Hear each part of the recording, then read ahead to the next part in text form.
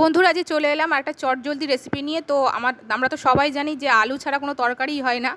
তো সব তরকারিতেই আলু লাগে, তো সেই আলুর খোসাই তো আমরা ফেলে দিই, কিন্তু আজ আলুর সেই খোসাটা দিয়ে এই মা এত সুন্দর একটা রান্না করলো, যেটা দিয়ে গরম গরম ভাত খেতে কিন্তু জাস্ট জমে গেল। তো সেই আলুর খোসা দিয়ে কীভাবে মা রান্নাটা করলো সেটাই তোমাদেরকে দেখাচ্ছি। তো তোমরা সেটাই দেখতে থাকো। তো প্রথমে দেখো, আলুর খোসাগুলোকে ভালোভাবে ধুয়ে নিয়েছি, তারপর কড়াইতে তেল বসিয়ে তাতে রিফাইন তেল দিয়ে তাতে আলুর খোসাগুলো দিয়ে দিয়েছি, আর দিয়ে দিয়েছি স্বাদ মতো লবণ, একটু হলুদ, আর দিয়ে দিয়েছি অল্প একটু পেঁয়াজ কুচি। তারপর খুব ভালোভাবে লো ফ্লেমে ভাজা ভাজা করে নামিয়ে নিয়েছি।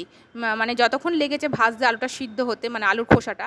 তো তারপর গরম গরম ভাতে খেয়ে দেখেছি অপূর্ব লেগেছে, মানে অসাধারণ। আমি কিন্তু এর আগে খাইনি। তো তোমরা এইভাবে আলুর খোসা ফেলে না দিয়ে এইভাবে কিন্তু রান্না করে, মানে ভাজা করে দেখতে পারলো। খুবই ভালো লাগবে গরম গরম ভাতে খেতে। তো এরকম চটজলদি মজাদার রেসিপি নিয়ে আবার চলে আসবো। ততক্ষণ তোমরা ভালো থাকো, সুস্থ থাকো।